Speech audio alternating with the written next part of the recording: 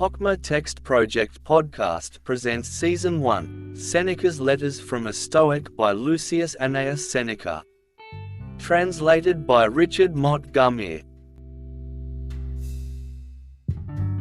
Letter 106, on the Corporeality of Virtue.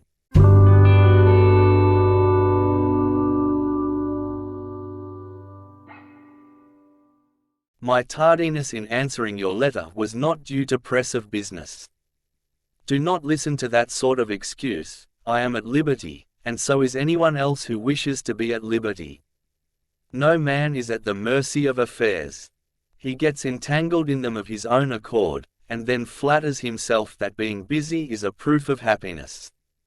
Very well, you no doubt want to know why I did not answer the letter sooner? The matter about which you consulted me was being gathered into the fabric of my volume. For you know that I am planning to cover the whole of moral philosophy and to settle all the problems which concern it. Therefore I hesitated whether to make you wait until the proper time came for this subject, or to pronounce judgment out of the logical order, but it seemed more kindly not to keep waiting one who comes from such a distance.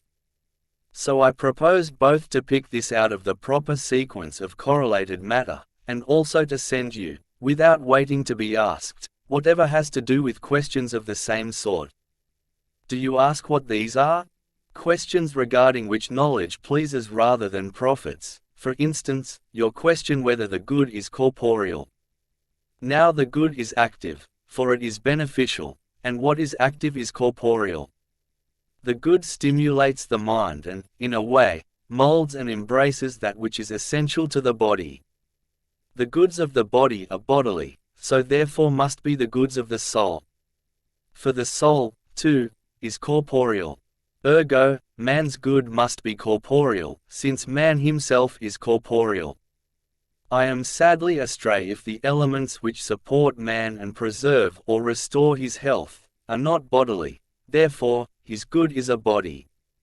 You will have no doubt, I am sure, that emotions are bodily things, if I may be allowed to wedge in another subject not under immediate discussion, like wrath, love, sternness, unless you doubt whether they change our features, not our foreheads, relax the countenance, spread blushes, or drive away the blood.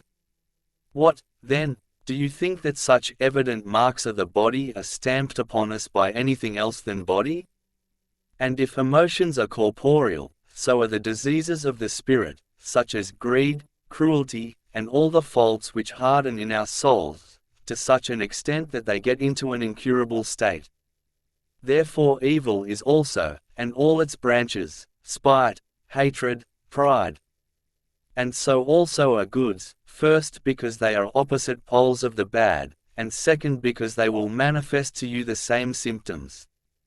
Do you not see how a spirit of bravery makes the eye flash? How prudence tends toward concentration? How reverence produces moderation and tranquility?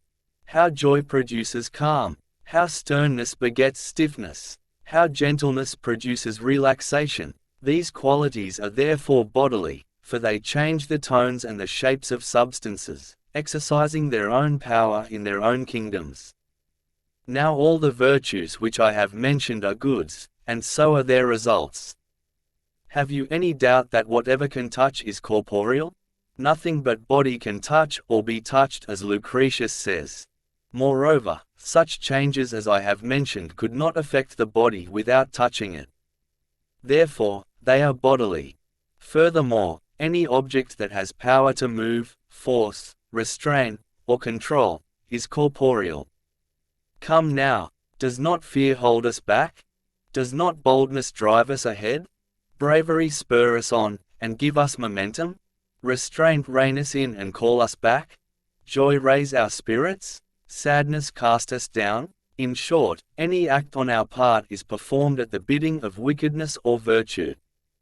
Only a body can control or forcefully affect another body. The good of the body is corporeal, a man's good is related to his bodily good, therefore, it is bodily. Now that I have humored your wishes, I shall anticipate your remark, when you say, what a game of pawns! We dull our fine edge by such superfluous pursuits. These things make men clever, but not good. Wisdom is a plainer thing than that. Nay, it is clearly better to use literature for the improvement of the mind, instead of wasting philosophy itself as we waste other efforts on superfluous things. Just as we suffer from excess in all things, so we suffer from excess in literature. Thus we learn our lessons, not for life, but for the lecture room. Farewell.